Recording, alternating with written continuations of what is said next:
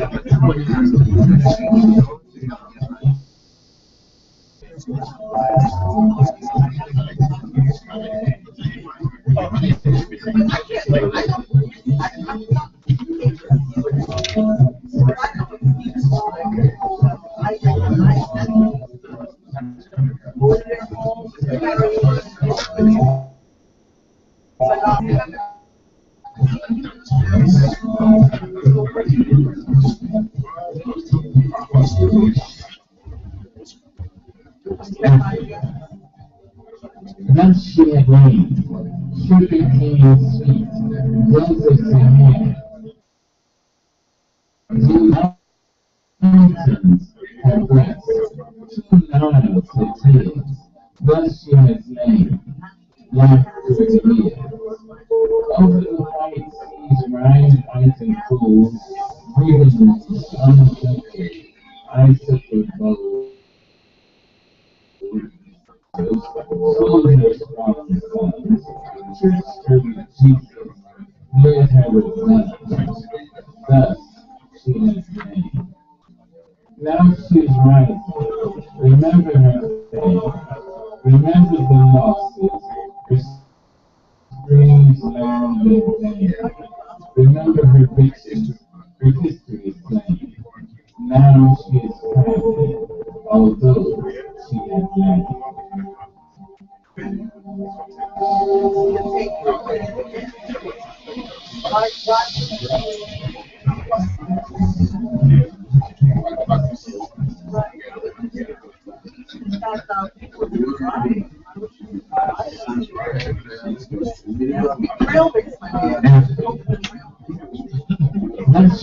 Is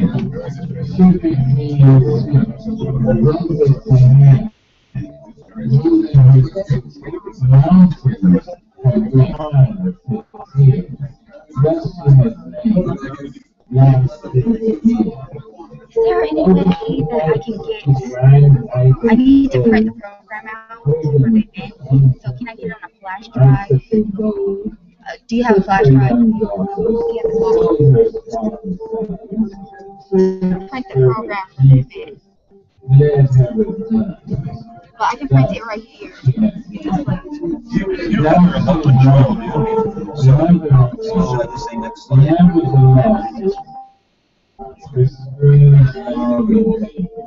Remember her fixes. Her fixes is playing. Now she is happy, although she has laughed.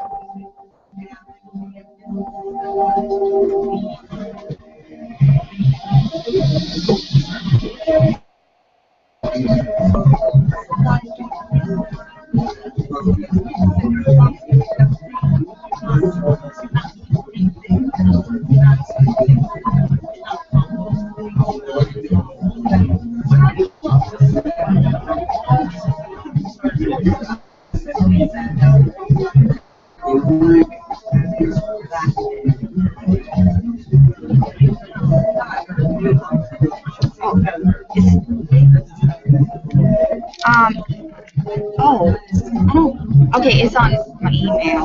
So if I can go to email. Yeah, I can't. Oh, because the.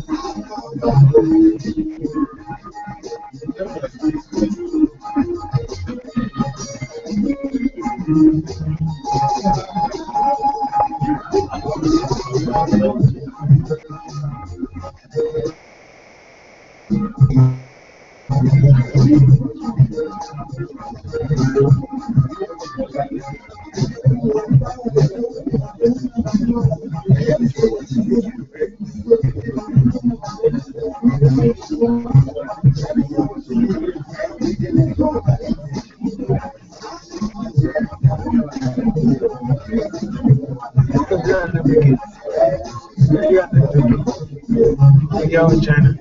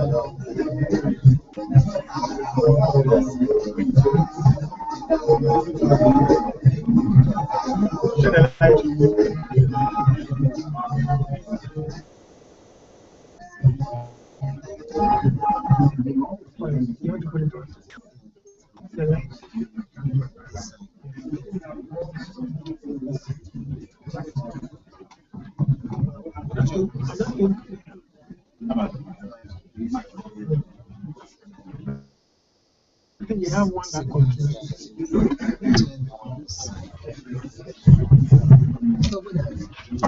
Thank you. Good evening.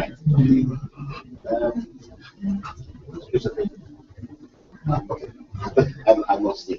Good evening and welcome to the event. I must say this is the smallest turnout for whatever reason, but I think it's going to be a great event. There's some people eating and going, showing up soon. Today's topic is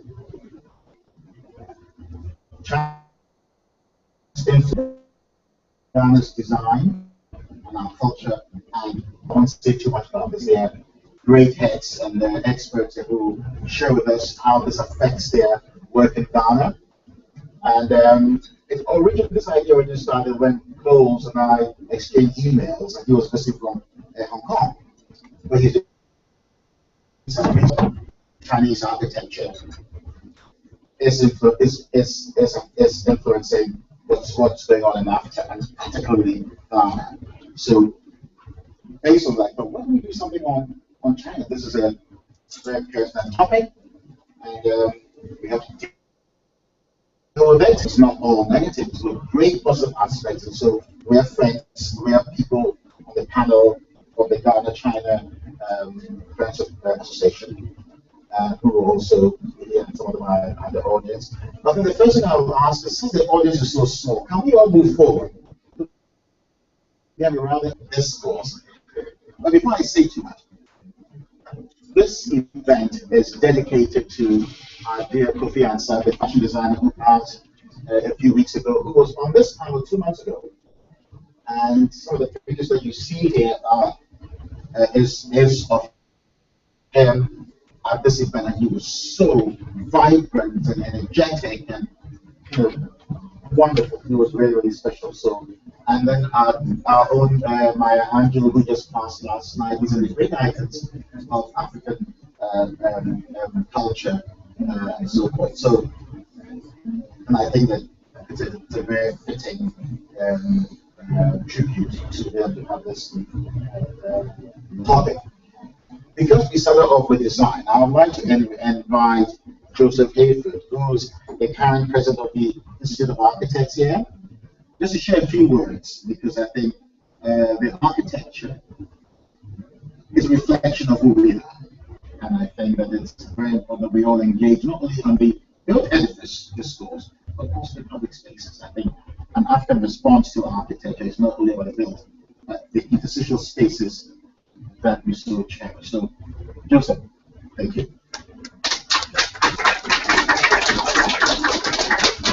I'd like to thank Joe for giving me such short notice. He always has that. But more importantly, I'm really pleasantly surprised about what's going on here, which I knew nothing of, apart from one of my staff, a young lady architect, who seemed to mention something about some events that were going on here. And I thought it was just a flash in the pan, nothing, you know. But when I saw the email and then he spoke to me, I said, definitely I'm going to at least showcase and show support. So I'm basically here to listen, not to tell you much. But then I do have an opinion regarding where our architecture is trending. And there is the need to reinforce it with linkages and a depth of art in order that we can find our identity in what we're doing. Lately, I mean, the forces that control our architecture are controlled by finance, which is more and more being debt from the exterior. I mean, China's influence on our architecture is premised on the fact that we depend on the debts that they can give us. Let's all agree to the fact that this is a very huge tectonic force on how our architecture is played out. And this is what we're going to have today. It's not only on China, but on all other projects that we see in the private sector. There is this tagging of consultants to project finance, and therefore our voice is quietly dwindling. We have a good project, and the developer says, well, I'm bringing in the money, and I'll bring in a few architects too. And so the influence that we as architects are bringing to our environment is quietly going. If you look and have seen lately, call it the Ministry of Foreign Affairs building, which is the most recent one, it's a Chinese shop. The interaction that we as a people have with that building and how it turns out in terms of what we really wish art to be is totally absent. And you can do that for a number of the Chinese projects that we have. We want to see as an institute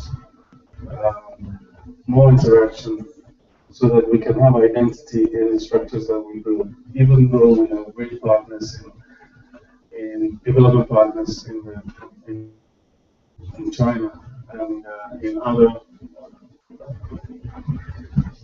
nations that give us support, or even in finance. So I wouldn't say much. This is what is trending. As the institute starts to structure things, we are trying to engender more collaboration between foreign consultants who come to work here and local consultants. We're trying to set up some kind of a joint association approach to projects such as this so that we can infuse into these projects. We can't do away with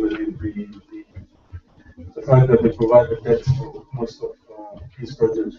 We can't do away with that. But this collaboration that we should engender will help us to bring the rich plastic arts that we have, the rich identity that we have, into the environment, and gradually we'll be able to transform our architecture and our spaces. We've only just begun. So that's all I'd like to say. I hope that we will take this discussion further down the line. Thank you very much.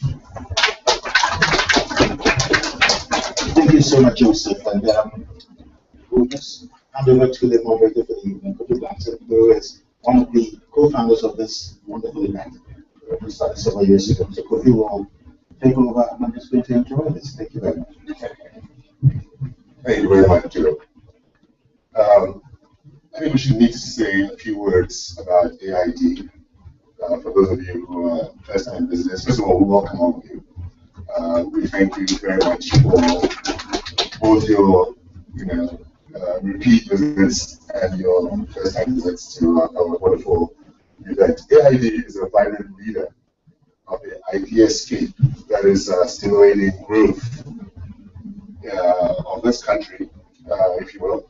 And Ghana is a catalyst for change and growth as well across Africa. I think it's a widely acknowledged fact.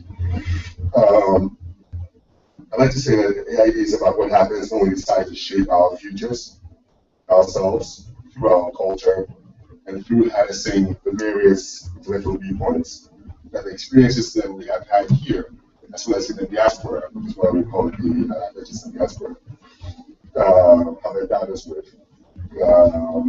Tonight is going to be another future shaping experience, we believe, and it's about the sleeping giant and its presence, which is being felt in diverse ways through patterns of trade and investment, through changes in our landscape, through changes in the geopolitical relationship. It's very exciting that we have a multiplicity of viewpoints. I mean, I've spent the last 45 minutes talking to our panelists, and only about 2 of them agree wholly with each other. So I think that sort of synthesis of various viewpoints, it's not about being didactic, it's about being integrative and trying to figure out where the future might be leading us. So tonight we've been very fortunate to be blessed with the presence of Eric Fu. Eric Fu. What do you think? We're going to take you join us here. Eric has about 20 years of experience in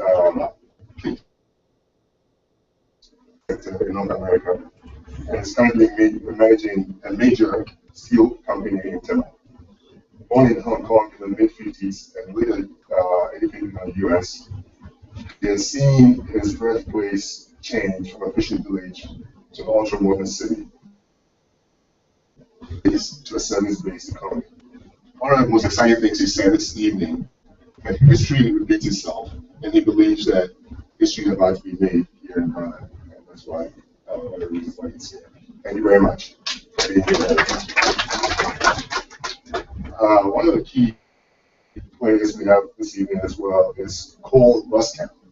Cole is an assistant professor of architectural history and theory in the Department of his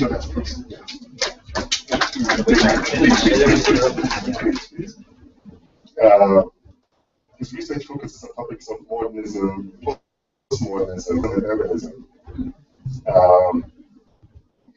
Tonight, he wants to talk about the engagement of China and Africa, which is an emergent geopolitical relationship of the 21st century. But it harkens back to an engagement that goes all the way back to the 50s. And he wants to take us through that trajectory, through his thinking of what the relationship is like today and what it might be in the future. Thank you very much. Thank you.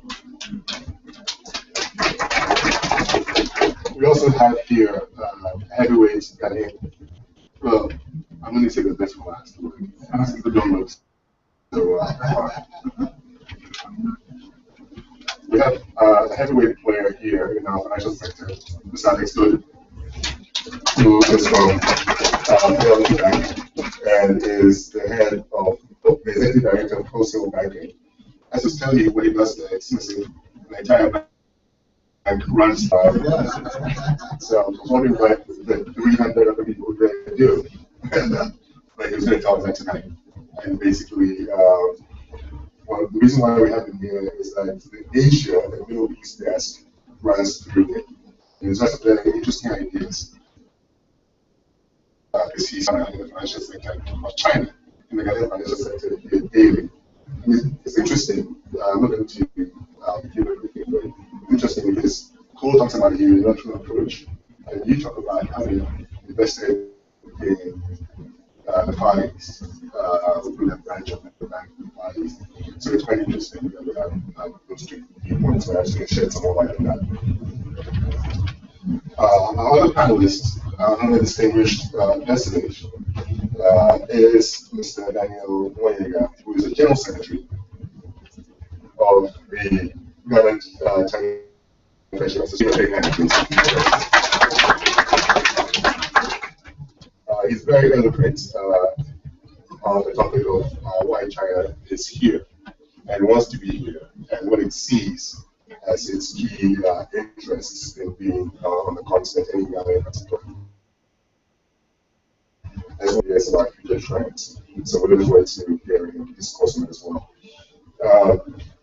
And we need help this evening. This evening's format, a series of Dr. Lloyd Kamwa is going to help as the co-moderator. Lloyd's PhD is with the University of Wuhan in China, and is a very seasoned speaker, public policy speaker, and he understands the broad trends that shape the relationship and drive it forward. But thank you very much, Lloyd, for making the time to be with us. Our program. I need to acknowledge. Yes. Henry Marriott. Yes. Henry was the one who connected us to his organization, Professor Henry, welcome. You just got back from China. Yes. Welcome, and you should come to the front row and interject. Joe, my boss is here. Yes. That's my friend. He's usually announced and he's the future of Ghana-China relationship. there you go. The best is in featured here. We have here guests of ours.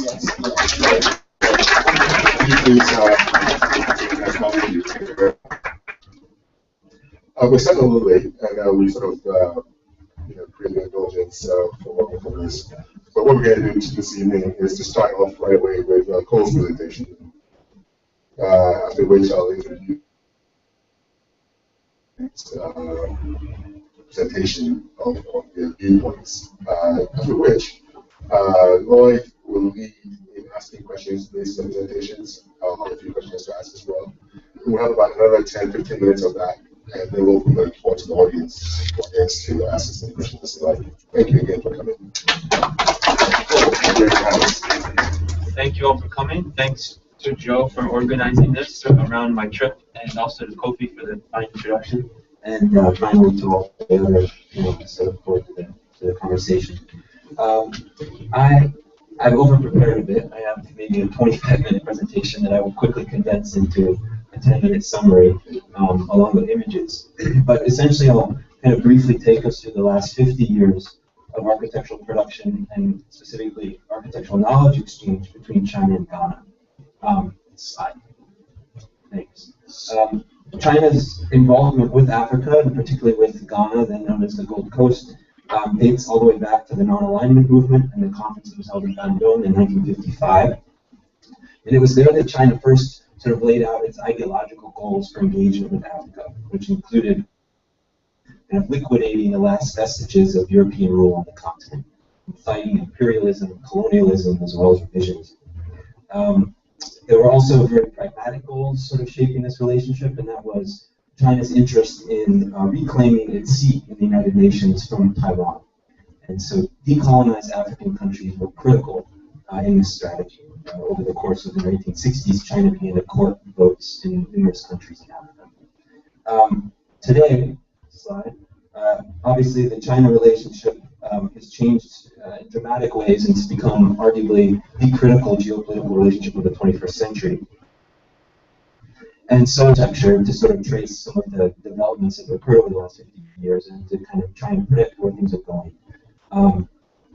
I would argue that the ways in which Chinese architects have worked in Ghana, the ways in which architectural knowledge about Ghana was collected and then employed architecturally, and the extent to which this knowledge subsequently became concretized through architectural objects, all challenge the Chinese government's insistent claims today that its engagement with Africa remains purely non-ideological, collaborative, and non-aligned. There are dynamics taking place that sort of evoke some imbalances we want to be aware of, particularly with respect to architecture side. And so we can kind of bookend the history that I'll be talking about, or that I am talking about, bookending with these two buildings. On the left, we see the Chinese Trade Exhibition, which was built in Accra in 1961. As far as I can tell, this is the first Chinese building built in Africa after 1949. So it's quite significant in that respect, given what's happening now. And the National Theater is probably, and that was built by a Chinese built by a Chinese construction company between 1985 and 1992. And slide. Thanks. So what we see in the first building, I think, are some interesting sort of tensions that are taking place through architecture. Externally, we see a building that kind of relies on the same tired tropes of traditional Chinese architecture, so the use of the tiles and the patterning. It sort of immediately identifies itself as Chinese, so to speak. Slide. Internally, however, there was a great deal of economic dynamism taking place. Printing presses, the display of weaving machinery were all happening inside the building. So we have this sort of contradiction between interior and exterior that I think speaks to China's early struggle to actually capture and to do in Ghana at the time. Economic. Last slide. The next sort of key step in this development is Premier Zhou Enlai's visit to Accra in late 1963, 1964. And what's interesting about this trip, in my mind, is that the notion that China was merely coming and engaging with Ghana to sort of help Ghana recover from its colonial past is somewhat misleading, because in many ways, and based on certain economic parameters, China was in many ways struggling in similar, if not worse ways than Ghana in that respect. And so Ghana offered as much to China as China would have offered to Ghana at that time. And we can see that slide. That's why the 1960 split between China and the Soviet Union. China was suddenly denied its engineering mentor. And without the expertise that the Soviets provided, China needed to look elsewhere for its kind of what is called design intelligence, so data gathering about architecture. And so they looked to Ghana and to Africa more generally. Slide. I don't think I have to remind this group in particular that in the 50s and the 60s, Ghana was really on the cutting edge of some interesting modern architectural trends in terms of tropical architecture. We had British, American, as well as Ghanaian architects all engaging with these issues in really interesting ways. Slide. And what's interesting is by 1964, we see Chinese architects writing about Ghanaian architecture and interpreting it and effectively translating it for a Chinese architectural audience back in China. But they begin to kind of launder the information side. And these are actually buildings, I've identified some of them, but if any of them you can identify them, please come and talk to me afterwards, because I'm still trying to track down a couple of them. But essentially what we see is the Chinese author here launders the building's information. The architects' names are not mentioned, their nationalities are not mentioned, and sort of some of them date back to the colonial period. None of that is mentioned by the Chinese author. So we have Chinese architects pulling out material information, technological information, and then kind of ideologically laundering it and reselling it to a Chinese architectural audience back in China in the 60s. Slide. So it's actually, as you can see, it's quite a significant article. It's about 5 pages, and there are a lot of images in it. Next slide. What we also need to keep in mind is the extent of the Chinese staff in Ghana. they're gathering information about Ghana at this time on a large scale. And I think this is an interesting photo simply because it shows the breadth, the scope, the breadth of the staff that were stationed here at the time. Next slide. Now, if we fast forward to 1985, we have the Chinese loan that's made for the National Theater project. The period in between, there's not a whole lot of activity between China and Ghana for political reasons in both countries. But this relations between Ghana and China are kind of reactivated at this period of time. And the theater becomes an important symbol, an icon of that re-engagement slide. There's also a wrinkle here that I think people tend to forget, but we need to keep in mind. In January 1989, there was a series of violent clashes between African students and Chinese students in China. And they sort of derived from a variety of reasons, one of which was somewhat envious of the funding that African students were getting to go to China and study. African students and foreign students in general were being housed in better accommodations than what was available to Chinese students. There was also some inherent basic racism involved between these sparking these clashes. And so, with this in mind, Tiananmen Square happens in June, and the first scheme for the theater occurred that July. So I don't think it's a coincidence that Ghana and China, Africa and China hit a rough patch diplomatically at the same time that this theater project actually becomes a kind of a symbol to mend this relationship, to repair the damage done. And so if you go back to the first slide, the preliminary scheme for the theater is shown here, and it's quite different from how the building was actually built. Slide. And one of the reasons for that is Chung Kai-ning never actually traveled to Ghana. He designed this in Hangzhou, and he felt that over a series of design schemes, he realized he wanted to capture what he called the exaggerated, the mystical, the exotic nature of African art.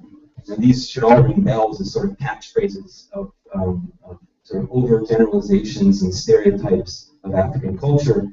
The fact that it's a Chinese architect who didn't actually come to opera, who's using these terms, I think is worth talking about. What's also interesting is that as this building is being built, and remember this remains sort of cultural icon of opera, a tremendous amount of activities are happening there to this day. We also have this public discourse that's unfolding in Ghana at the time about Africa's recovery beginning with cultural liberation, this need for Africa to kind of reclaim its cultural roots. That I think is worth talking about, and I'm curious to get audience members' perspective on this. On one point, we have this conversation about the need for more cultural awareness in Ghana. At the same time, we have a Chinese architect that's interpreting a key iconic building in a kind of epicenter for cultural activity.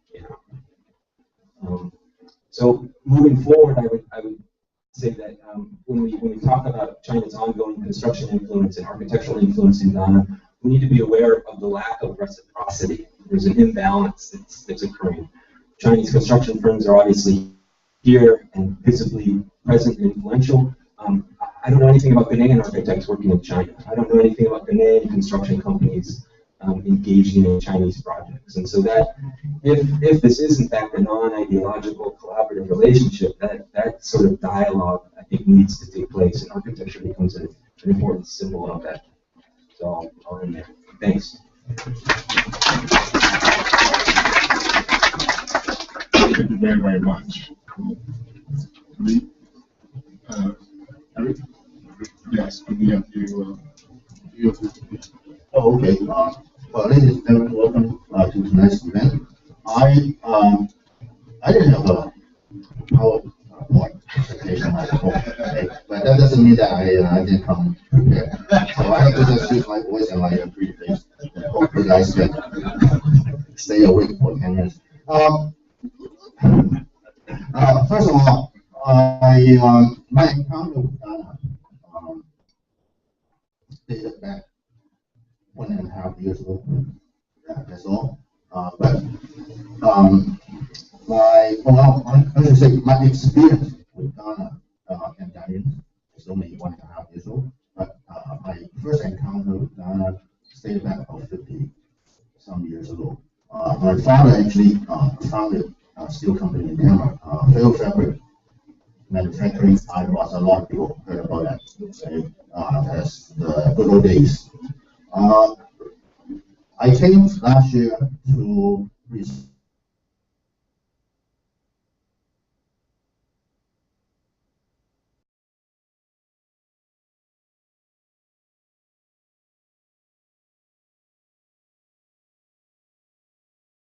say it's a big success. It's a big success. I have seen over the past 50 years that the Chinese in Ghana. Now, first of all, a lot of people, when they think about China, okay, they think about Chinese face, okay, but it's not that simple. In the early 1960s or the late 1950s, the Chinese people who come here, besides are investors, entrepreneurs, business people mainly from Hong Kong, and they run successful business in Hong Kong. And they came here to establish manufacturing facilities because of the demand is here or was here. My father's experiences, they received so much order on the enamelware from West African countries, Ghana, Nigeria. So a team decided to pay Ghana and Nigeria a visit to see what's going on, and they see a vast opportunity. Now, in the 1970s, 1980s, and you will see Taiwanese, and in the 1990s, when China started to open up, and more opportunity was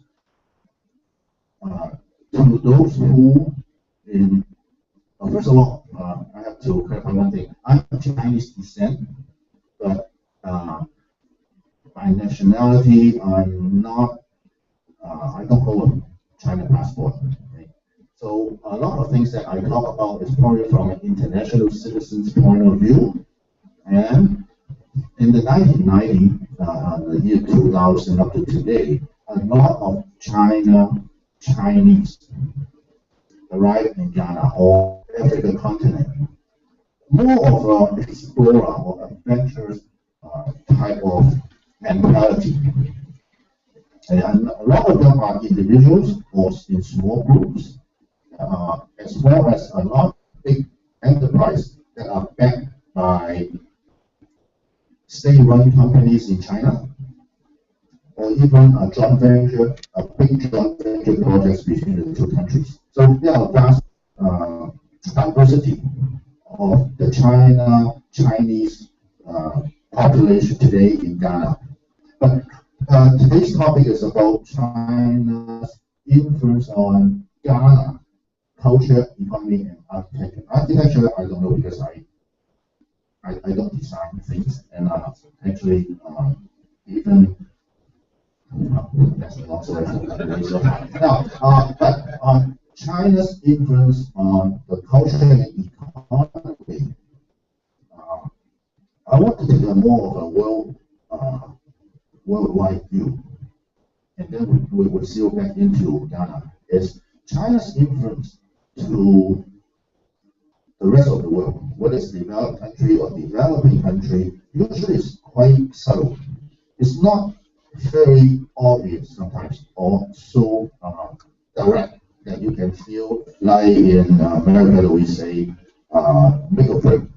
It's like whether you like it or you hate it, they do it big, right? Americans, not American, he is.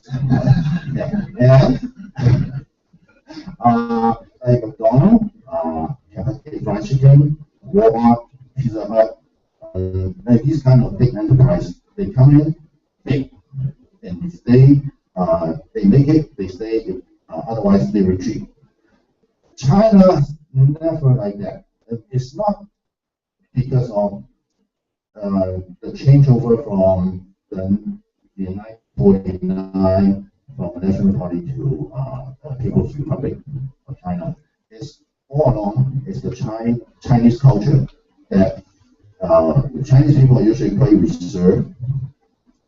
Okay? And when they leave China and go into another country, usually they blend. They move, they blend in to other people's culture instead of trying to influence them from the top. And you can date it back to 100 years ago or even 1,000 years ago. Over the many dynasties in Chinese history, China is never an aggressor, except one dynasty, the Yuan dynasty, which is a Mongolian. They fight all the way to Europe. Okay? But except that, all the other dynasties, they are more like they mind their own business instead of they try to go to other countries and try to influence them by their own needs. So that's well, my experience in my last 1.5 years is everything is good, really good, and I'm very impressed by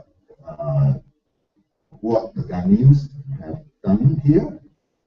Compared to, I have to say, I paid periodic visits to Ghana starting in 1970s when I was still in university, and my father wanted me to see what he was doing, so I was pretty much forced to come here to pay a visit. And I didn't really like it then because you cannot buy anything. I don't know whether you remember. Anybody remember those days? Oh, then, you tell me your age. Yeah, at that time, it's only 40 years, and I see major change. And like my job here in Ghana is done. I finished it last November, and why in Ghana? Because I see vast opportunity in Ghana that I will not be able to find elsewhere in the world. That's what I say in my bio. The land of opportunity is quickly shifting from developed countries to the African continent. And I would say we don't have to reinvent the wheel in Ghana. Ghana has everything from the financial sector to the manufacturing sector to the service sector. We don't have to invent anything new. It's all there. Here, I say. And the most important thing is it provides the opportunity to success. Because I said history always repeats itself. Now I'll elaborate on that a little bit more later, but I think it's time to pass on to another panelist. Thank you very much, Eric.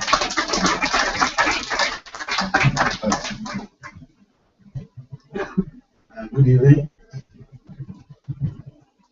I'm from the financial sector, and all my colleagues have said really comes to play. But first of all, I recollect what Mr. Hayford said when they started by saying all the funding for all the structures we see come from China. That is so very true. And maybe that's what's helped with many structures coming up so fast. The architecture that I see, I think it's changing as we go along, maybe with Mr. Hayford and Cole's influence. But previously, we just saw them doing what they wanted to do. But now I think it's changing a bit, and probably they're incorporating, unless I'm wrong, Mr. Hayford, you can tell me that, incorporating more of what Canadians are looking for. Looking at our figures, I could say the last 5 years, we've seen inflows of about 10 billion coming from trade and investments from China alone, about 4 coming from trade. Most of these come into infrastructure which they finance. Of course, it's a lot of the government, but they put it on their end. and telecommunications and into real estate into housing as well as into commercial real estate. I have observed something myself, which is I think they've been a bit more adventurous, especially, I mean, looking at the way they build very big, excavated big time to build car parks, etc. And I've seen that most of the new real estate are incorporating them to do that for them. To me, that is good. And I think my only worry is, are they really transferring that skill to academic counterparts, or are we really willing to learn that? Those are some of the things I see. Basically, if you look at infrastructure, from where I sit, a lot of the money comes into infrastructure. A lot more. The interesting thing is with China or Chinese companies, the names don't really match what they do. What they say, China, what exactly are they doing? Or China State. You think China State is, I saw a picture on there, which is a top 600, which incidentally we finance. When you make a range of financing of 600. And it's a company called China State. And you will be China State. China State is a ministry or whatever, but then they're building. China Railway, they do railways, they don't have anything to do with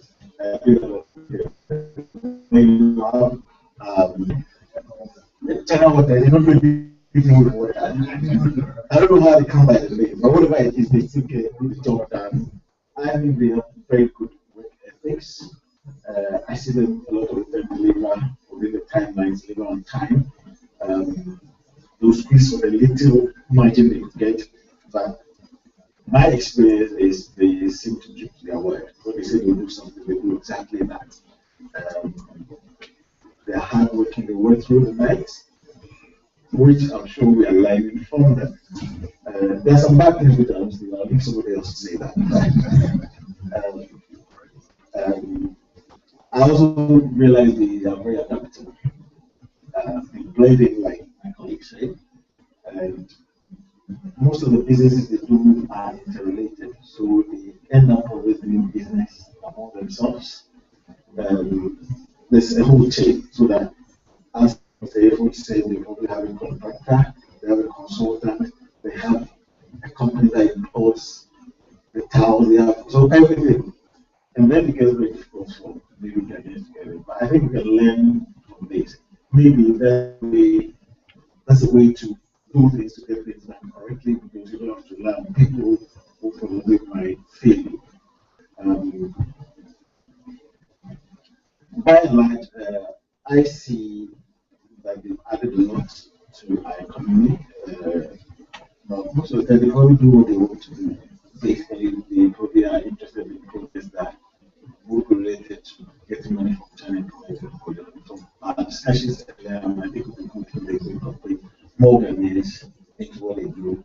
We, as the financial sector, will be ready to support them with infrastructure to get things going. Incidentally, we have one of the biggest desks that is really specialized in looking after Asia, China mainly, Asia and Middle East. We actually started by opening up a branch in Malaysia.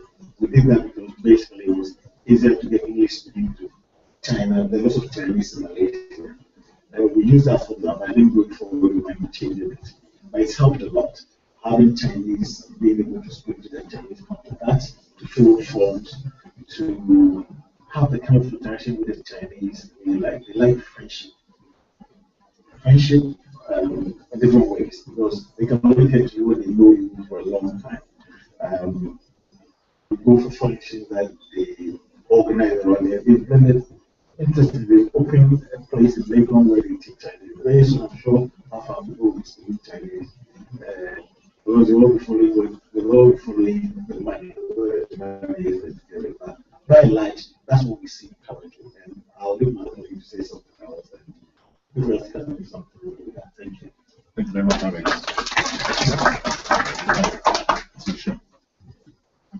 Thank you very much. Like I was introduced, my name is Danny Mawiga, General Secretary of the Ghana-China Friendship Association. And I want to recognize the presence of my president, who is already been introduced, and my colleague,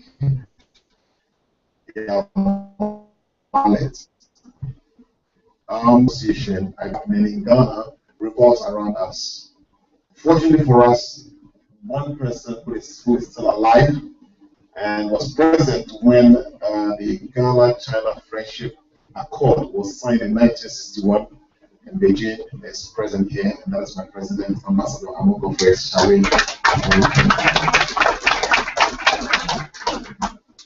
Don't ask of his age. Now, our former president, let me say, our first president, President Kwame Nkrumah, saw China. He saw what we are seeing today way ahead. He saw it 60 years ago, and a lot of his writings and reference to the East points to China. And he knew that China one day is going to become an economic giant, and Ghana needed that alliance to champion the cause of being the gateway for Africa. And what we are seeing today is no surprise at all, because our first president, Osagyefo Dr. Kwame Nkrumah, invested time into this friendship. Now, Ghana-China Friendship Association, from time immemorial, has consistently set to the people-to-people development through friendship, exchange of cultural ideas. The Chinese have been very consistent, because since the time of Chairman Mao Zedong down to Liu Shi, Hu Yubang, Zhang Zemin, Hu Jintao, and Xi Jinping, they have consistently kept this friendship with Ghana because of the content of the accord that was signed in 1961. And it's a time-tested accord. So we at the Ghana-China Friendship Association have also kept being consistent with this friendship, which eventually brought about this huge 3 billion loan agreement, which was signed by His Excellency John Kufuor's government, which His Excellency John Mahama's government has also carried on. And hopefully we believe that this money eventually will all land in our pocket for development. Ambassador Amogo has passed on a lot of history to us, and we are very happy. Now, we have also focused on learning how to deal with Chinese people. We have come to know that Chinese believe in recommendation. So you can do business with Chinese people when another Chinese has worked with you and recommended you. So it is very important that through friendship, you stay sincere to this friendship, even if you are not getting economic, you are not having economic gains. Keep to the friendship, because what comes out of it is recommendation. And when a Chinese recommends you to another Chinese to work with, it is worth more than gold. Now, we have had several events. A lot of these infrastructure development has seen around architecture, which my colleagues have already spoken about, but all through friendship, relationship, and discussions. Ghana-China Friendship Association, at the moment, we are negotiating for a Chinese Cultural Center, just like the British Council Hall to be built. And very soon we are going to have a Chinese center, and it is going to be huge. There we are going to teach Chinese language, and a lot more is going to happen. The people-to-people development, we can say with pride that Ghana is one of the biggest self-sponsored students, self-paying fee students in China. Hitherto, the figures were between 100 and 150 students studying in China. It rose to 250, and as at the beginning of this month, 500 students are studying in China, self-sponsored, apart from the scholarship that is given by the Chinese government to the Indian students, which is over 2,000 now, as I speak. I believe we need to study carefully the Chinese culture, their way of thinking, their discipline at work. When they make promises, they honor. They are very aggressive and they are result oriented. That is what somehow some of our people lack. And we believe that, having to work with these people through friendship, we'll be able to study some of these things and keep them if we really want to develop alongside Chinese people. Now, we must also know the culture of Chinese. They hold on very strong to their culture. And I believe we have one of the richest cultures in the world, which we are not exhibiting enough and we are not exporting. And it's a product that if we export to China, we will make a lot. So can you imagine when we have an Ashanti festival in Beijing or in all the provinces in China, the audience that we're going to get? Because Ashanti culture is rich with gold. And gold to the Chinese, just mention gold and their eyes will pop. If we happen to have a gold exhibition in China somewhere, every Chinese man will want to come and see how gold is mined in Ghana, how it is processed, and why we wear so much gold, and why we're called the Gold Coast. These are things we believe we should be looking at, and these are also the things we've been talking about to our Chinese friends. So it brings and invites them, and they won't know. Yes, and they come and they find gold and begin to dig. Unfortunately, our friendship has suffered a little bit, or it's been tainted. Because in every country, we have good people and we have other people. Unfortunately, some of the other people came with the Chinese investors, but they were led by some Ghanaians who are also other people. I believe if we manage this kind of friendship very well, we have a lot to gain. Because Chinese companies who want to come and mine, do legitimate mining, will come with their money. Some of them have already come. They studied the system and they are waiting for the laws to be amended for them to do legitimate mining. Now, Eric spoke about international citizenship, and I believe that the world has become smaller than we used to imagine.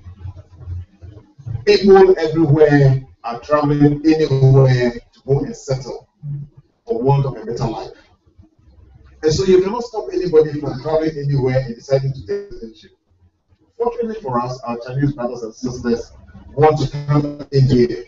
What we have to do, I believe, according to our lieutenants of the China Friendship Association, is to position ourselves to absorb them, get them to conform to our ways of doing things here properly. It goes out of us. So that we will live side by side with them, tell them what to do, what not to do. And I believe that we can live with them just like we live with people from other Asian countries and also people from the West. Now, this calls for us to harmonize and to do away with suspicion. We need to position ourselves in a way that when we absorb these people, they will assimilate and be law-abiding. Now, there is a threat that when the Chinese people come into this country, they're going to take over our industry, they're going to take over our market, they're going to take over everything that we have. That is not possible. For us, we believe it's a wake-up call for us to change our ways, the way we do things. We cannot use the same input into our production line and expect different results. So we need to position ourselves. And that is where I will call on our law enforcers and our policy implementers to make it easier for Ghanaians to be positioned properly to receive Chinese investors just like we receive all other investors from all over the world. There is a need for us to do away with suspicion, which is unnecessary. Doing away with suspicion and facing the realities of socio-economic and cultural shifts. There is a complete shift in socio-economic and culture in the whole world now. The way we used to do things 60 years ago is changed completely, and there is a need for us to wake up. We are still somehow believe dozing off and living in past glory. We have partners who have money, they have technological know-how, who are ready to impact it and to give it to us. And they will not come with aggression. Some of them have lived in this country for 20 years and over, and they have established hotels, schools, restaurants, etc. clearly it's named there. Very soon you're going to see a documentary which Chief will be showing on our airwaves and the television about Chinese investors who have been, some of them here as long as 40 years, and they're doing well. And so others want to come and see. Ghana's name in China comes with a premium. And it's time for us to take advantage of this. Now, Alex did mention that the Chinese do business among themselves. Yes, we have had and heard a few times Chinese have given contracts or subcontracted some contracts to Ghanaians, and we have to get behind them, unable to deliver. Because somehow, maybe, I may be wrong, I stand to be corrected, our work ethics will also have to change. Not only because we want Chinese people, but we need to develop for the times in which we are. Now, there's a lot I can talk about with Ghana-China friendship. I'll invite all of you to come and be members of the Ghana-China Friendship Association, because our objective is to do the people-to-people development. And I believe that Ghana will be a different nation 20 years from now if we partner with China to do what we have done with the West in the past 250 years. Thank you very much. Thank you very much. Thank you very much. Is Diana still available? We have another panelist who we're trying to Skype in. I think it's not working. All right, so for the next 10 minutes, we'll be taking some notes during the presentations. Can you ask the panelists questions? And why do that? Well, which will open the floor for audience. Well, thank you very much for having me here. I must say that I enjoy the presentations. Very insightful, providing us with some very pinpoint insight into Africa-China relations. So what I'll do is ask some questions, but before that I'll start with some preliminary comments. Well, essentially, the relation between Africa and China goes back way beyond Bandung. So if you read somebody like Felici, he gives an account of the medieval interactions between these two peoples. So the Indian Ocean, Zanzibar, Ethiopia, Horn of Africa, and all of that. So the relationship is quite long historically. It has a long provenance, I should say.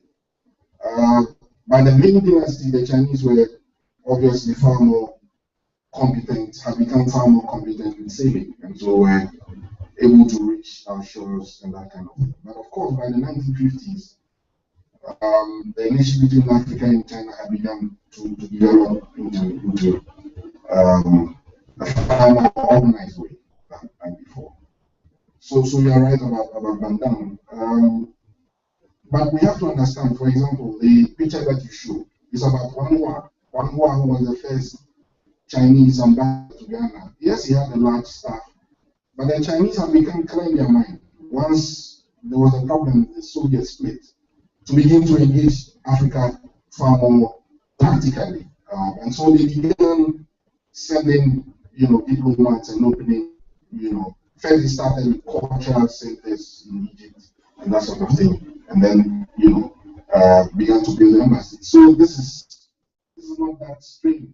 I think it follows in the normal patterns of the way the Chinese became very focused on their diplomacy and began to build friendships with African countries after the split with the Soviet Union, and the view that China should begin to define its diplomatic and economic relations with other countries in the world as a counterpoint, obviously, to the Soviet Union and to the US.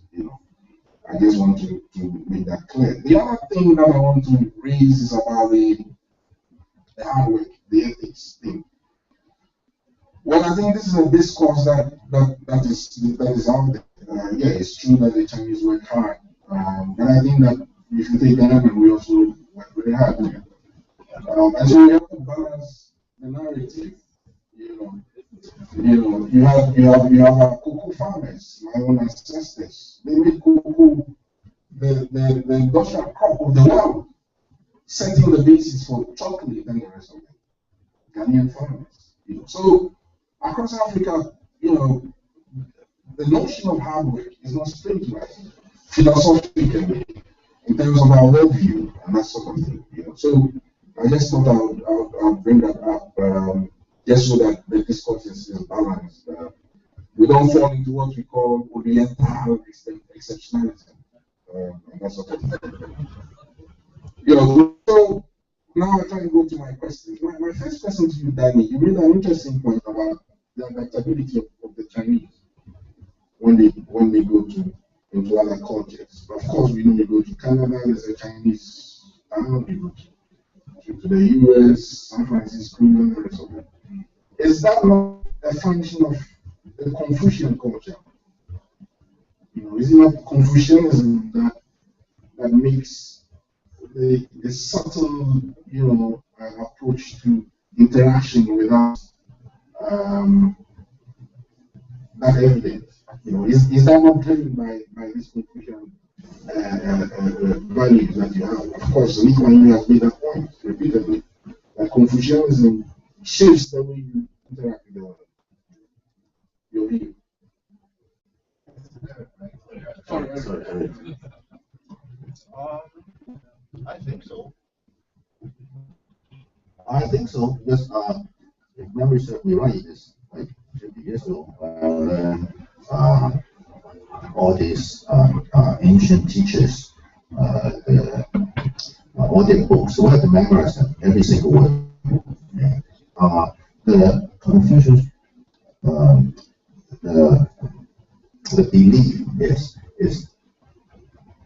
what how do I translate it in English directly? Is never to left, never to right.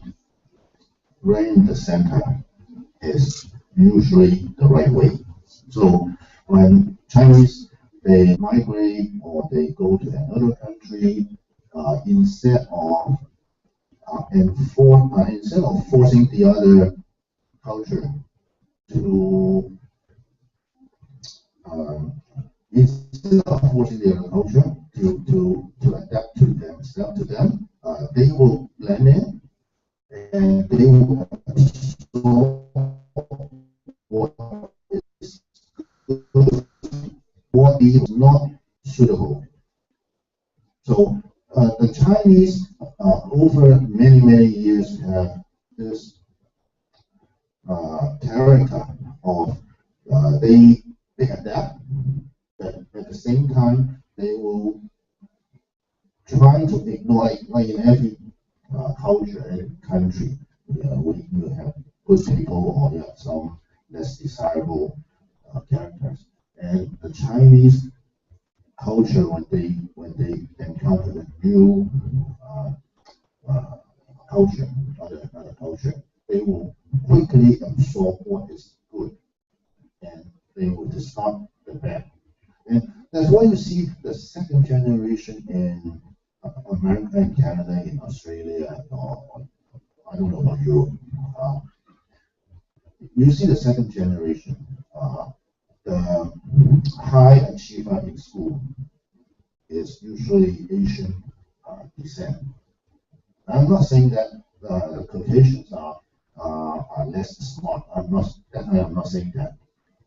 If I say that, I'll be in deep trouble. Okay, and also I do believe, okay, like every country serves smart people. In Ghana, I have over the last 18 months only, I've encountered some of the smartest people, Ghanaian. A lot of them. Okay, I speak this not because you're all Ghanaian in front of me. I from my heart.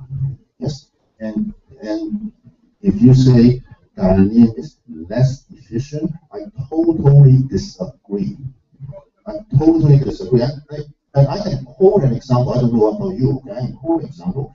If my sales team, every one of them in North America, is willing to work as hard as the individual Ghanaians trying to sell you an MTN card at any cross junction, I'll be 100 times richer than now.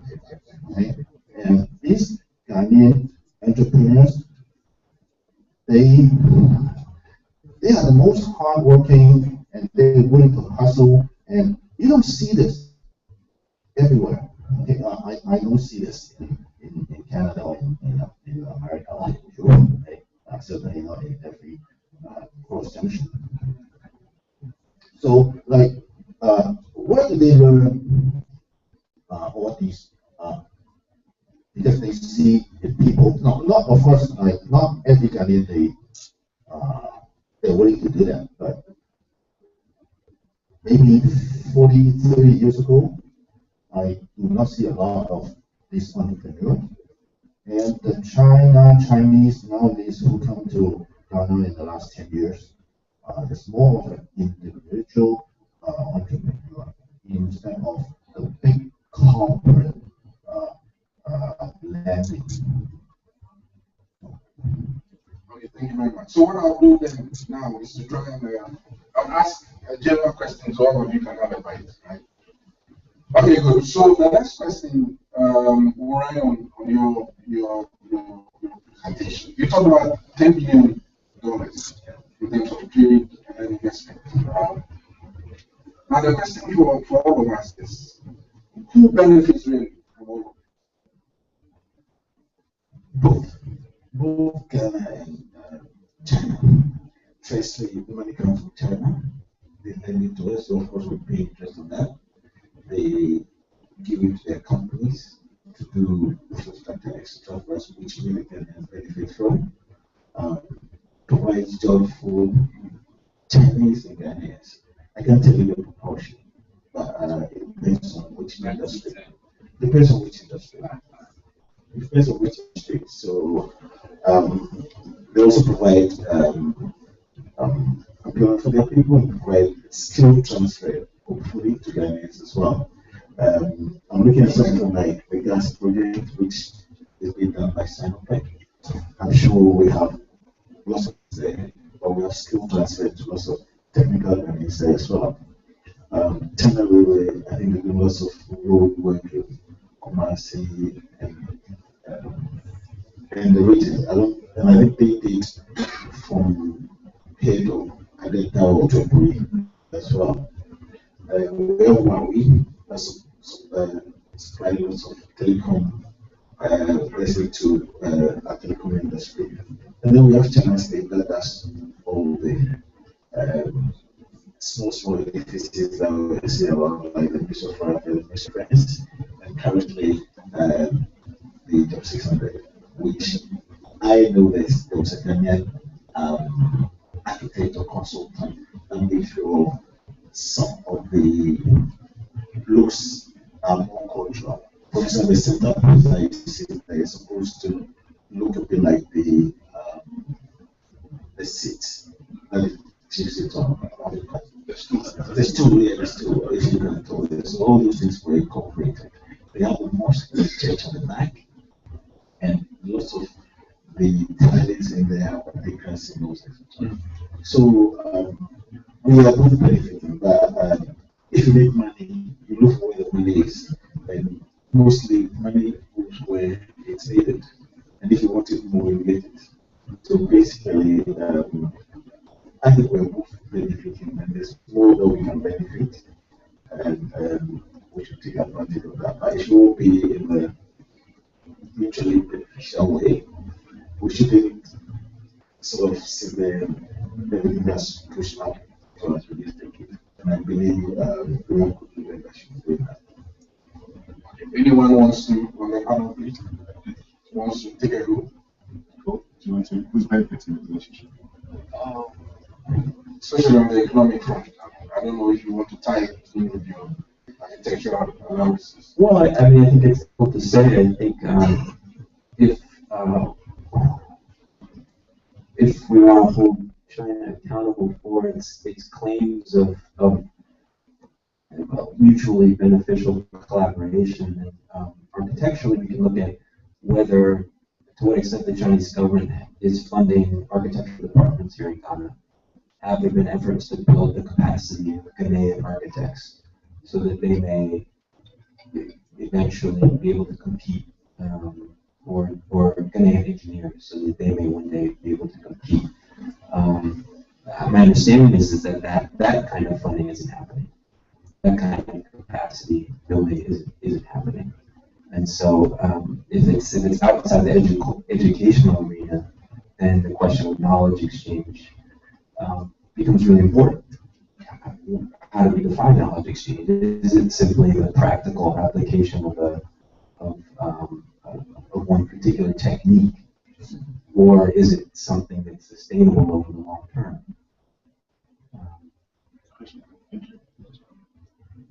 Who benefits?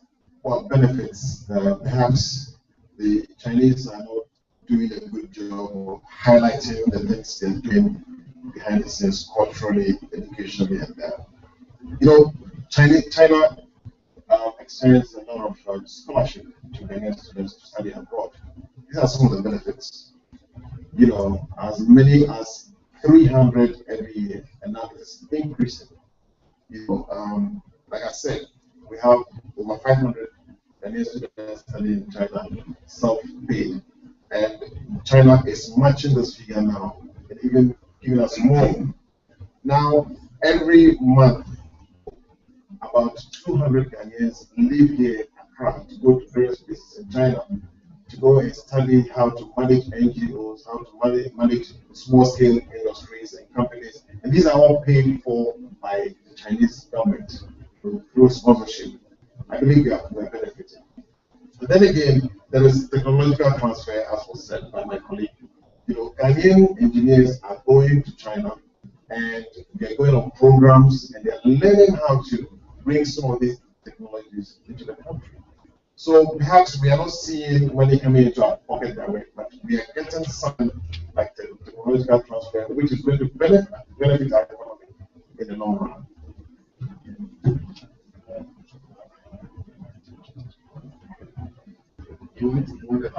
Yeah, and at the moment, well, there's some points I left out because I thought I was going to get on that. But for example, before the end of this year, we are going to have 600 Ghanaian doctors graduating from various institutions in China coming in. The problem we have, I'm told I actually one of the immediate past presidents of the Economic Medical Council, is where to post them and where to put them to work practice. They are crying for doctors, and they are coming back home to come and work. 600 doctors. Where are we going to put them? Then again, we have engineering. We have 320 students who have studied engineering, and they're coming back. Which industries are they going to work in? Then we have business management. Are we able to absorb all these ones, or are we just going to let them leg around and then eventually go to other countries? So these are some of the benefits, and these people, from the friendship point of view, we know they went on Chinese government scholarship. Yeah, I think it's a matter of how the Ghanaians see the cup, whether it's half empty or it's half full. Because I think some of the Ghanaians, not all, still feel that not just the Chinese, all the foreigners come to Ghana is just to benefit themselves. They have this old thinking that you come here to just take over our resources, make the money, and leave the country. Maybe some, but not all. Still, some of my colleagues already mentioned a lot of the companies owned by foreign expatriates. Been here 40 years. My father's factory was one. He's been here for 55 years. I think the benefit goes both ways. Is for I firmly feel that it's more for the Ghanaian than the foreign investor in the long run. But I see one thing is a lot of the Ghanaian who is educated abroad, not necessarily willing to come back to their own country. So maybe we need to provide more opportunity, and I firmly believe the opportunity is right here. actually Ghana provide more opportunity than elsewhere or in whether it's in Europe, I don't want to name any country, or in North America. Is how you see the cup, whether it's half empty or half full. Okay, thank you very much. Our audience, you have a go. Don't worry. But quickly, the issue of skills transfer, especially between China and Ghana, has always come up. Recently, I was at a government kind of event, and the Ghanaian side were complaining that when machinery from China comes to Ghana, it's in Mandarin.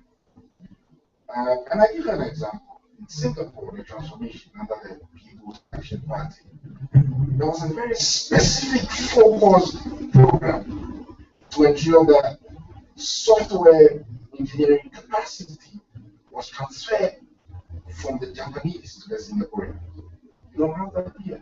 So how do you do the transfer? Against the question of the Mandarin level. Mandarin, Bitcoin says, it take you 50 years to master. It's not a joke. I'm still learning my Mandarin. So if you were smart, government will do serious work on translation and all of that. Well, that's by the side. The other question quickly for you all is, architecturally, are we having Chinese influence or presence? I think the two are different. So let's start with you, my good friend here.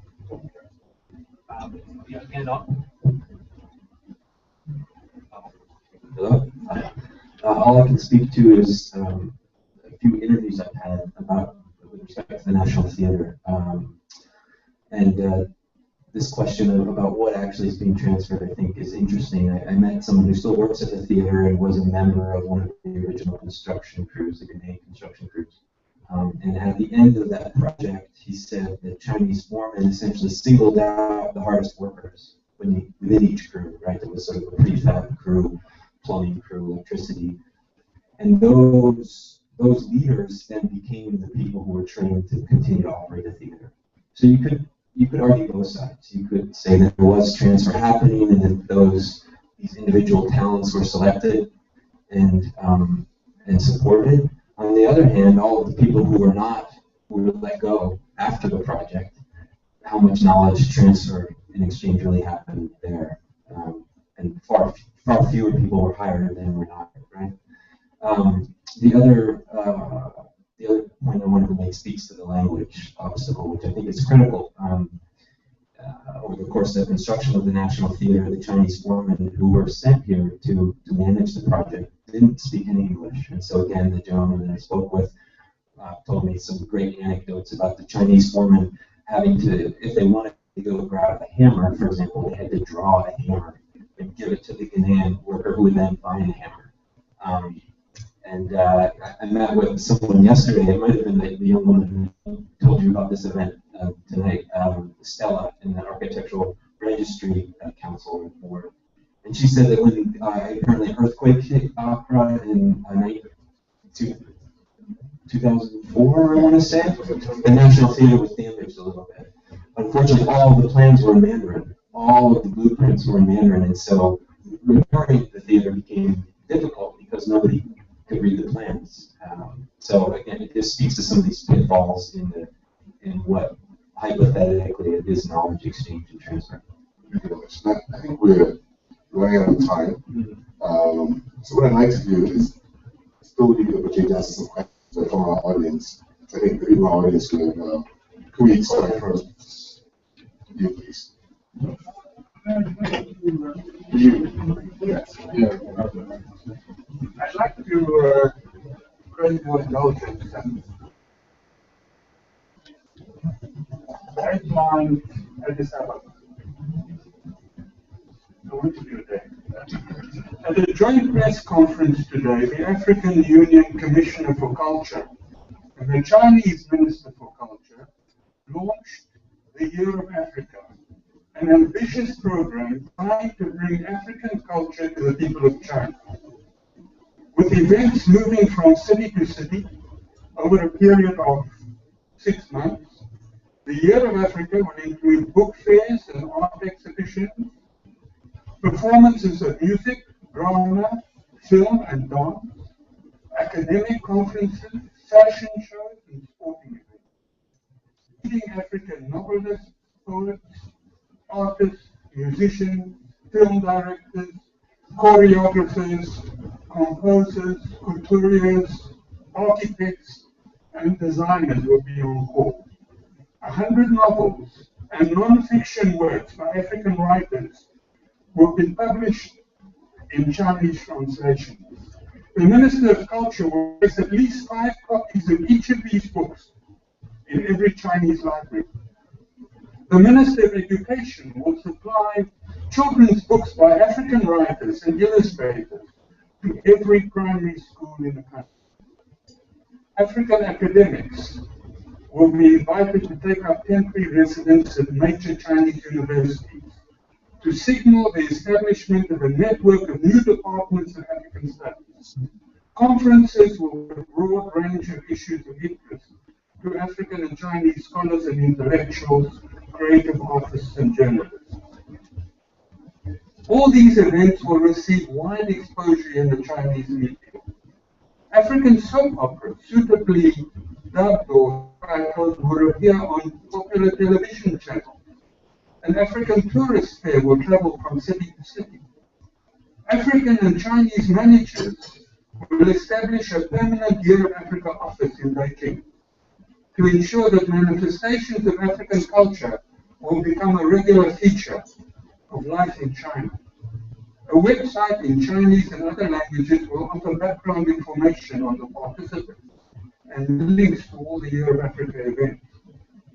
The Chinese government has undertaken to guarantee the fair implementation of the contract of all the African creative artists and to bear the cost of translating all written works and the subtitling of movies. Chinese companies operating in Africa and African companies operating in China have agreed to invest seed funding. Once established, the project is expected to be self-sustaining. It's fiction. I wrote it. But it's a demonstration, if you compare it with the reality, of the total failure of African literature, country by country and in the African Union. There is a tremendous work to be done, and we just seem to have lost the confidence. Okay, while I'm on my feet, just two other issues. I think they're suffering from amnesia. Job 600 was built in the early 60s by the Ghana National Construction. Architects were Ghanaian. There were some foreigners, but the leadership was Ghanaian. It's a renovation. It's a renovation. I mean, the title of this is, Ghana 2014. It goes back to 1961. The other thing is the National Theatre. On the site of the National Theatre was a Ghana Drama Studio. That was demolished to make room for this. And I recall asking the late Edward Sutherland, who was the leader of the new theatre movement in Ghana, whether she had ever been consulted, or whether any theatre people in Ghana had been consulted about the design of that theatre. And I remember the expression on her face. It was all done completely top down. And the story I've heard, I don't know whether it's true, is that the Chinese came and offered President Rawlings the choice. We'll give you a stadium or we'll give you a theatre. And the story says that he said, well, we already have a sports stadium, so we'll have a theatre there. Thank you very much for the intervention. I just wanted to. Did you want to? I just wanted to clarify. One second. Yes. We were asked to speak about the future, where things were going, and so in a conversation I had with Nat Amartafio, who I thought would be here tonight, in a tour of opera, he pointed out this building, which you're absolutely right, as everyone acknowledged, was initially designed and built by Indian architects, subsequently fell apparently into some disrepair and was recently renovated by a Chinese construction company. So I wanted to use it as sort of the catalyst for some concluding remarks about where things were headed. Thank you very much. Okay, finally, a woman's voice. I get a little antsy with all these male voices. I have an amazing history with China and Chinese people. My nanny, in quotes, was a wonderful woman, Auntie Rose, who had a wicked patois accent for a Chinese woman. She was Jamaican. And so the blending does, and it did happen all over the world, really. Chinese went into America and definitely impacted our railway system to the extent that we went from one coast to the other in record time. I wish the China Railway would do something with Ghana Railway. That would be impactful, to say the least. Right now, I use Chinese technology to build biogas sanitation toilet facilities. It is the pushing technology. It is the best in the world. I have no problems with China and Africa. I have a problem with what Danny mentioned, the others who have come to muddy the waters. And we now have a whole gold industry that's in peril because of the muddy waters. The Dauphin and the Pra literally have to be reclaimed because of the damage, the environmental damage that has been done because of the extensive galamsey mining that has occurred with Chinese technology. Now, we were doing galamsey for thousands of years, but we're not as efficient as we like to claim we are. But when the Chinese technology came, it helped us to pollute our environment faster. And so what I see in the hinterland is scars and scabs of land. So I'm having a problem here. Okay? I'm having a huge problem, and it's because I've witnessed that. This is from experience. The next problem I'm having is Las Vegas. I call it Las Vegas. Now, in the last 2 years, Eric, you've just been here about a year and a half. In the last 2 years, we've gone from 4 casinos to 15 casinos in Osu. That's why I call it Las Vegas. I'm not sure if Ghanaians have all this disposable income, but when I go into these casinos, majority are Chinese folks. I'm not sure what's going on with that. And so I'm sitting here, if we want to blend, okay, Ghanaians are not running into casinos. So where's the blending happening? It used to happen. It's not happening anymore. Apart from the fact that folks come in and kind of deal with their own, okay, at least in a socio-economic climate, hang out small, go to where, I know that today I was at Noble House. I had to tell you, I had that Chinese food, took it home. I'm gonna, after this, I'm going right to there and I'm going to Jones all that Chinese food. Okay? I have good experience. My life is good. But what's happening now is not good. I am not happy. And I think if we can continue to go down this road, there will be more damage done than good. Thank you. Thank you very much. I think we have time for 2 more questions. I must say, Thank you very much. Actually, if I start a narrative, here's the whole thing. The whole idea. But actually, for me, the experience with China goes far back.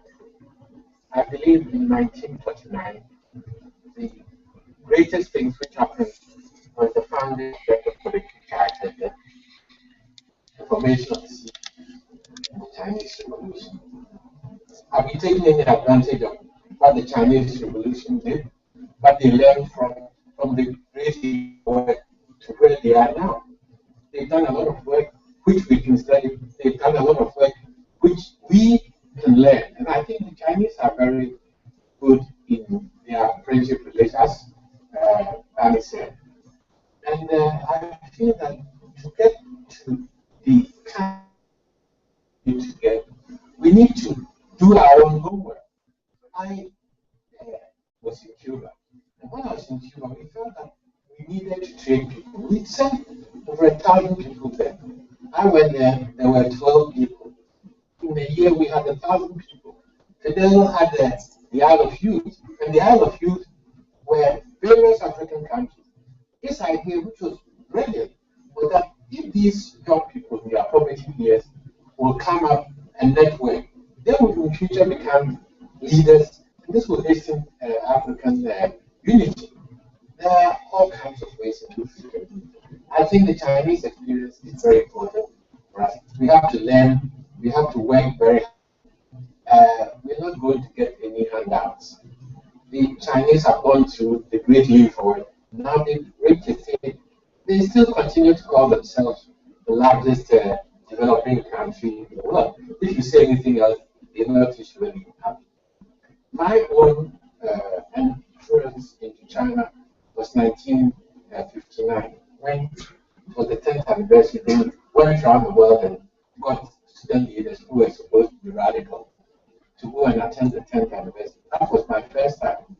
The second time, I was on my way to Vietnam when I saw our first president with a delegation of 80 people of all sectors from Ghana who wanted to sign the Treaty of Friendship. So he said, why don't you wait? I was going to Vietnam to see Ho Chi Minh. He said, why don't you stay and join us? So I stayed 3 days, and that's how I came to be linked with the Friendship Treaty, which was signed there 63 years ago, or August 1963.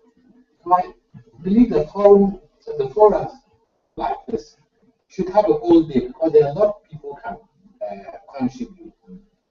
The time we have may not be enough to go as deep as we can, but I think that it's a good start, and I'm very glad that those who sponsored it have put it this far.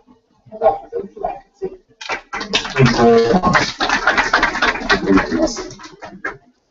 Anyone? I'd like to ask number 2 more.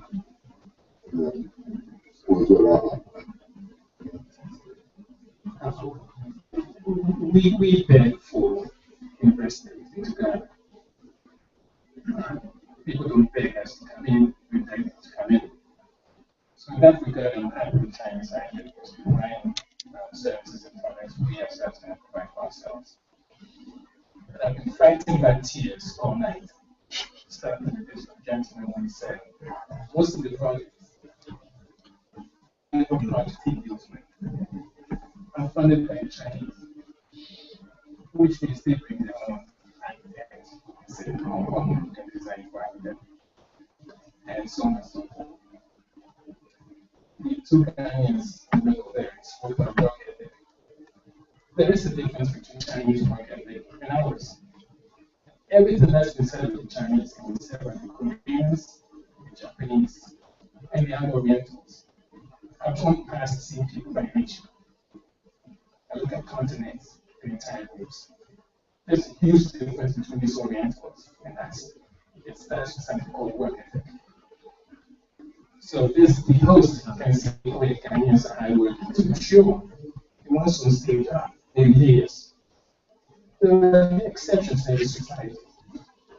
But most Ghanaians are not hard working, which is why when foreigners come in trying to employ us, the results are disappointing. So they bring their own into Ghana. I've been trying to find tears all night. What's supposed to happen is these are not, they're not racist imperialists like the Europeans were.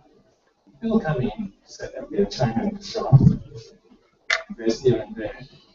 They don't assimilate, but they just blend in. Same as Indians, Vietnamese, and any other groups we have in this country. So they're no different.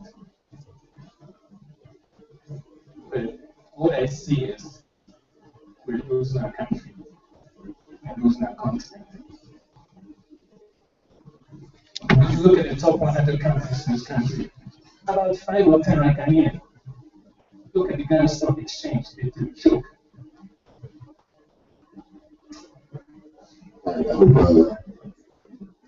Just a quick one.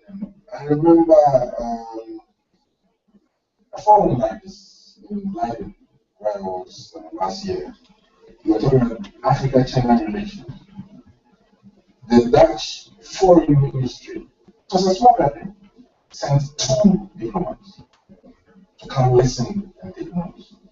But you look here, if there's any Ghanaian official.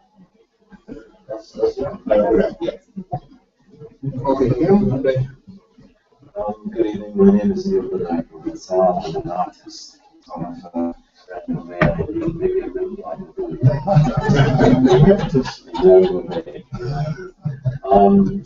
It's wonderful to see a lot of the stuff that you showed us earlier on in terms of the architecture, the history of the architecture of Ghana, and the process of setting up an archive. So I hope we can meet at some point to discuss how I can get some information on that to put up in the archive. I think the cultural drive for me is the priority because I'm an artist. Danny, I think you know me for many years back, but you've probably forgotten. I think it's imperative at this time just to soothe your heart a bit to say that you're not alone in your grief. Well, it's not grief yet because we're still here. It's when we're gone.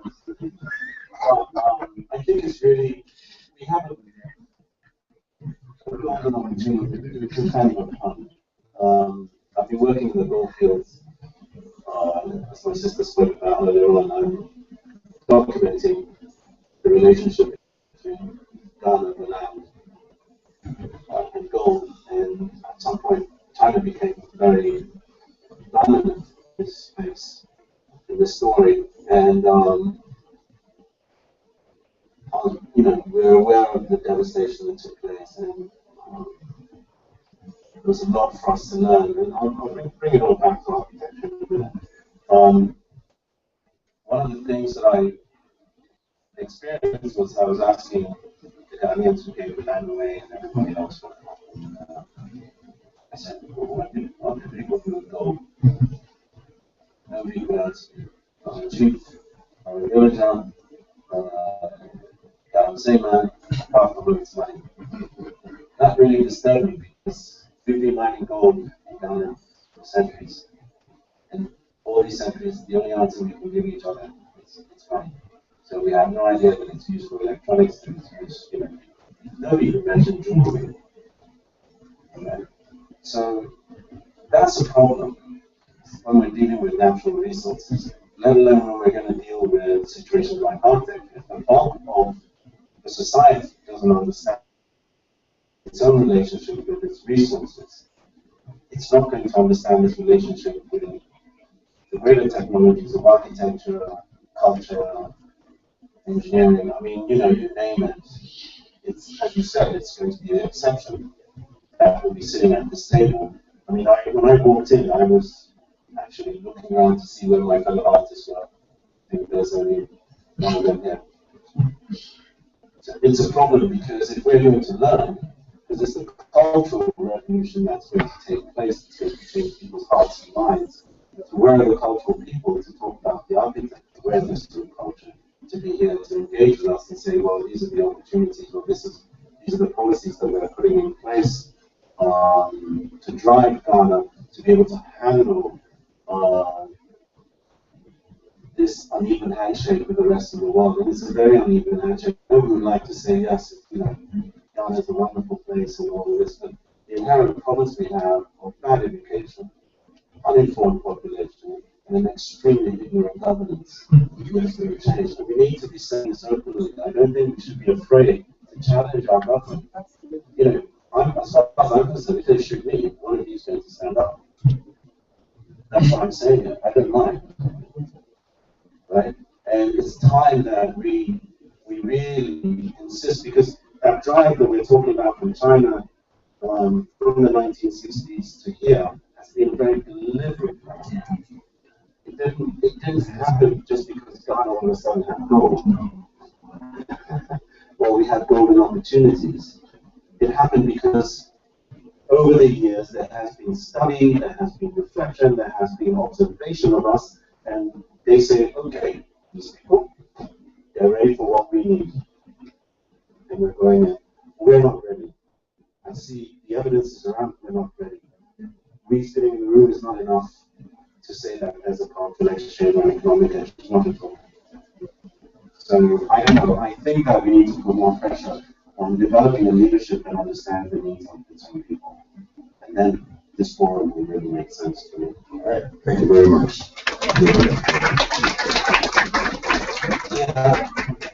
When gentleman was reading his piece, I thought he was reading my mind, and I think that he was looking at me, because one of the reasons why I just returned from China is exactly what we read just now. The fact about it is that we asked some Chinese officials why the imbalance, and the simple answer is that we always sit in higher condition offices than more machines. They go to the field. We have not made any effort, whether any effort to see how we can take advantage of situations in China. Other countries are entering China. We haven't. Have we? How? We go to the marketplace, we buy stuff, and we bring it over. Thank you. That's it. The extent. That's it. You see, so we end up lamenting our efforts. That we go and buy our goods and come sell them to make our own kitchen. Yeah, that's true. But there is a market in even you where I was just yesterday that does small scale items.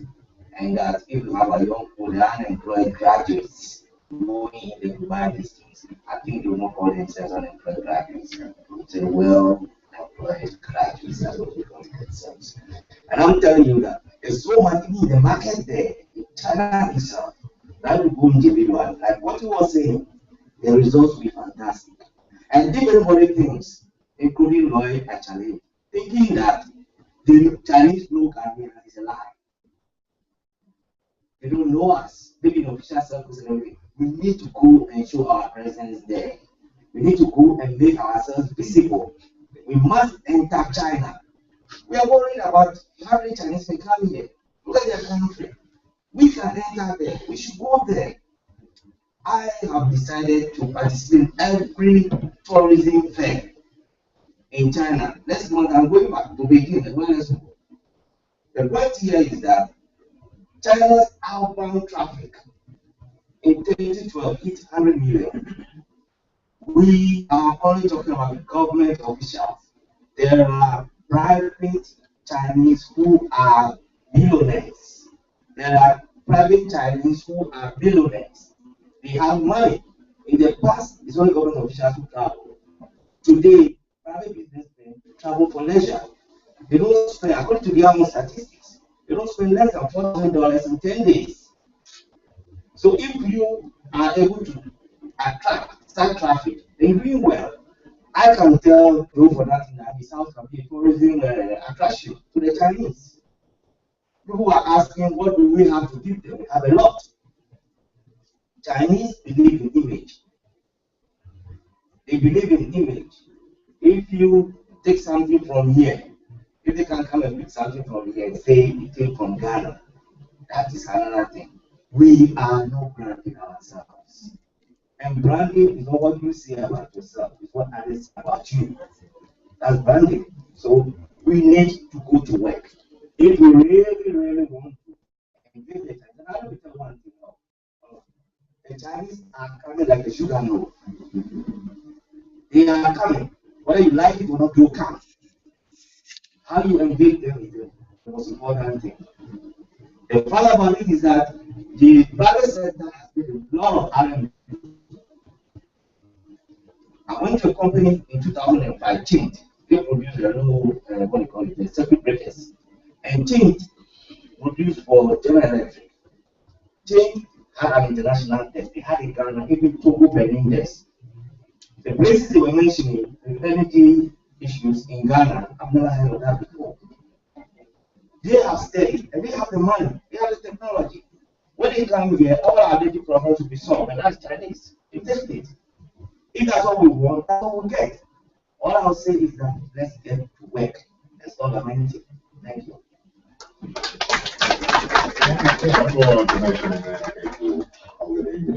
Well, I think I'm like, I got a bit this is too much from a few years ago. China, Europe, Africa business invited us to Shanghai. I was privileged to be part of the delegation that we were giving up money. And the impression I carried away with me was that they're doing their best. And this is they are supposed to do what they're doing, and they want to friendship with us, as well as do business with us. But really, and this was recognized, we are not ready at all. I'm a private, and I'm a lawyer. I have a lot of galamsey clients. I think they're joke. You know, who knows what I'm doing? No, not dependent. They need legal sometimes. I can assure you that a client to come to me, I've been doing Chinese cases for a long time. I actually have Chinese consultants, I have Chinese who work with me. You come, you give them legal advice, they go out. I'll give an example. I told my Chinese client, one of my clients, about paying taxes completely and feel it because it will attract. And until they don't pay by a certain time. They went back and came and said, oh, why are you lying to me? And I got it. The official said that he got it. The problem is not with the Chinese, the problem is with us and it. Now let's go to institutional weaknesses. We have institutional weaknesses in this country. And that is what is making us not talking about benefits. I mean, when we're talking about who benefits, I'll give you one specific example. So for like the chip in Kumasi, it was meant to be the biggest construction project in Ghana. I don't know whether it's bigger than that. It's a World Bank project. China Geo, the Chinese company, won the project, not because they're Chinese. They use Ghanaian architects and Ghanaian constructors. They did that one. They realized that the design was false. They used their own money to bring in a Chinese architectural company to come and redesign their project. Now, what happens with all construction projects? There's always a Ghanaian consultant. It's a big company, consultants who monitor and evaluate the project. Now, if you are talking about whether we are learning from them or not, it's the duty of the Ghanaian consultants and the Ministry of Roads and Highways, led by Evan Woods, to learn from the architect from China.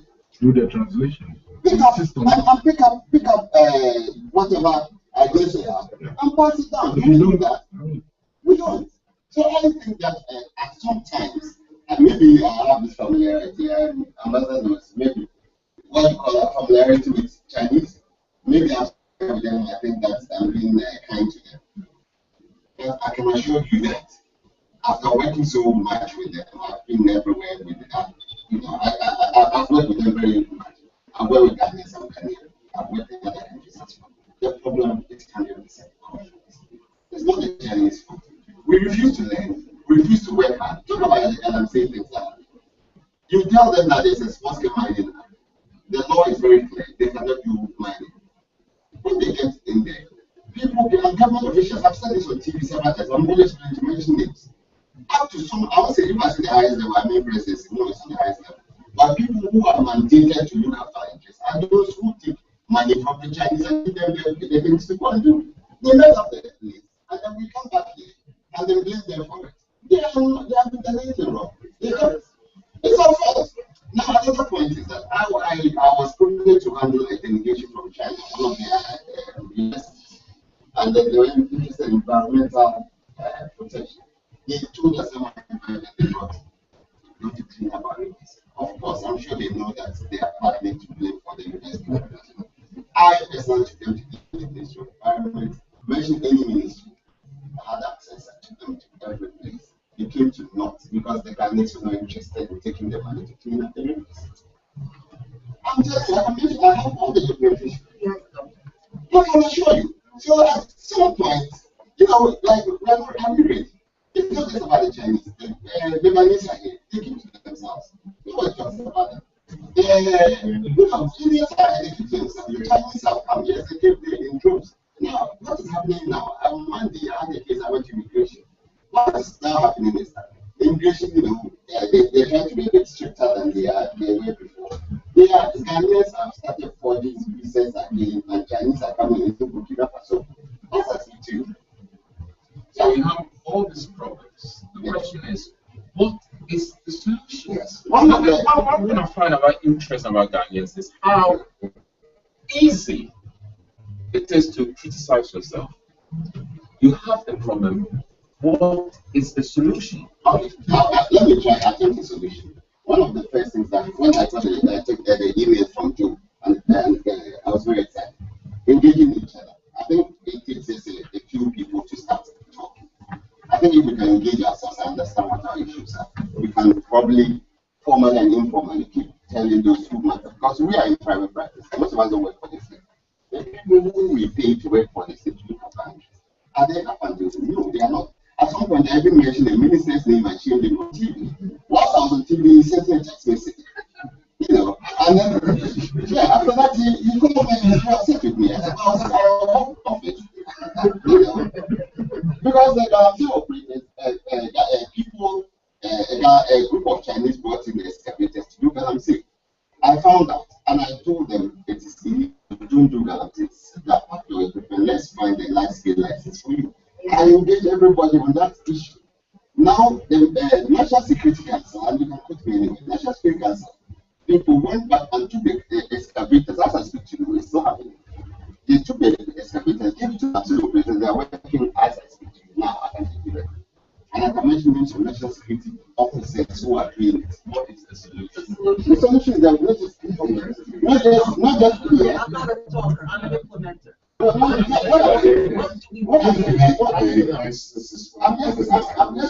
just one percent of the 26 million people who have their own land. What I do is that I have access to PK. I do with municipal reviews on this. I speak my mind.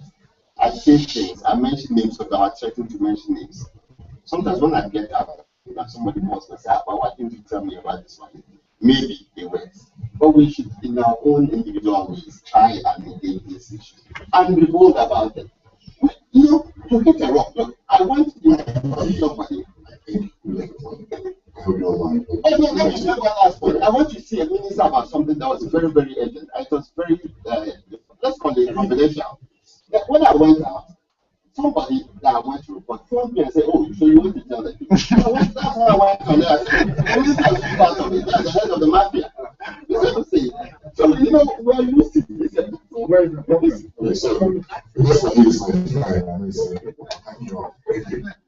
Last information you give it to Joe. Hello, my name is Harold Cobb. I actually work for China Railway.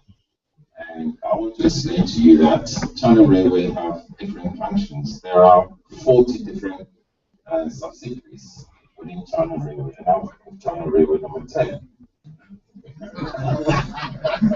Out of the 40. Out of the 40. And when it comes to construction,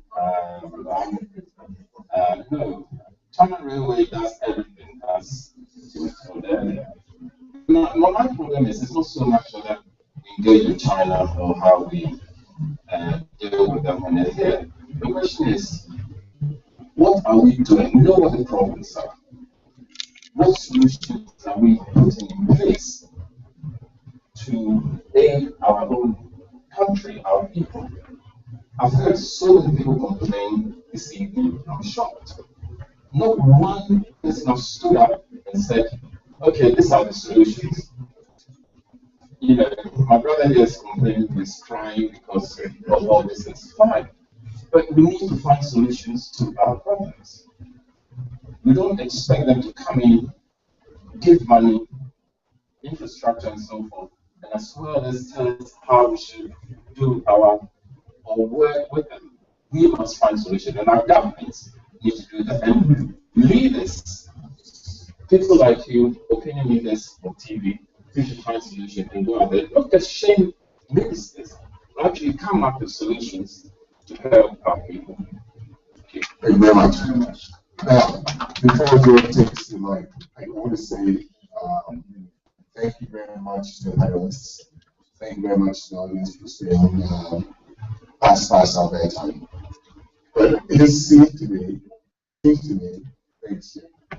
It seems to me that when we talk about solutions, what we've done this evening is really the first step, or a very important step in the providing of solutions. We've had very, very insightful, even brilliant presentations made about the state of affairs and what to do forward. It's that kind of information that we need before we can really craft the solution that we need to really engage each other properly. What I found really interesting, speaking of personal note, is the idea that we're not dealing with a static relationship. We deal with a relationship that's had different collaborations for the last years, 60 years. And there's really no reason to think that it will remain where it is today. The idea is to be more informed, to be more strategic in our approach, and to really capture the highlights of what the relationship could be. So, thank you again to the panelists. I think you did a fabulous job, and I think this audience is spectacular. George, over to you. Thank you very much.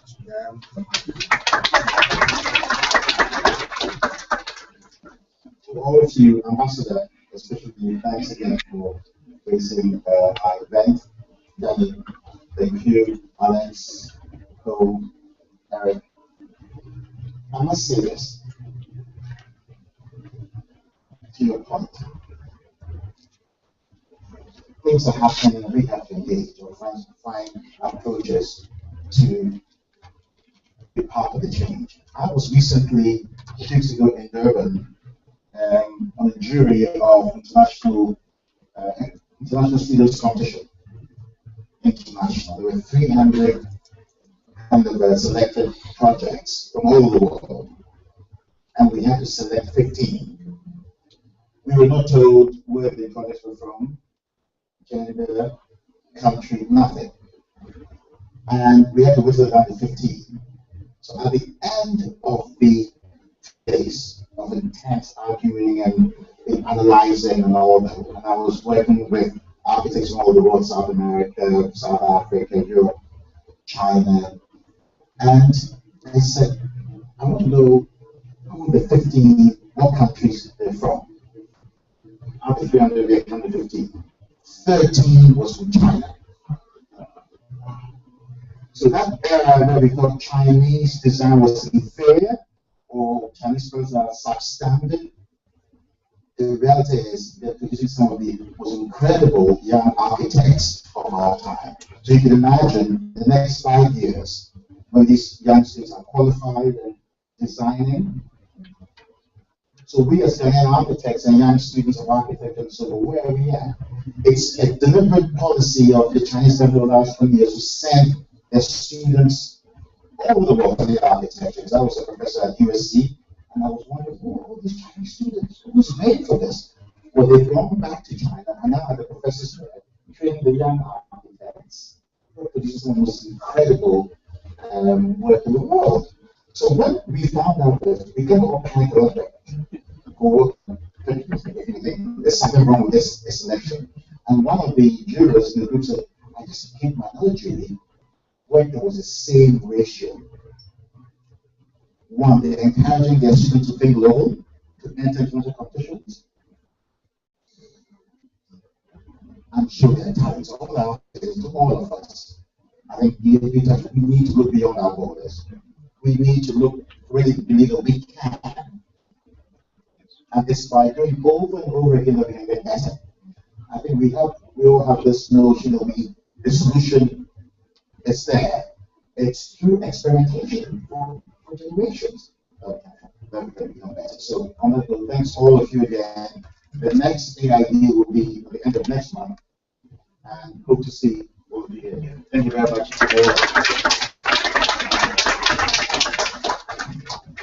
Now it's drink time. It's one of the event round is big. Thank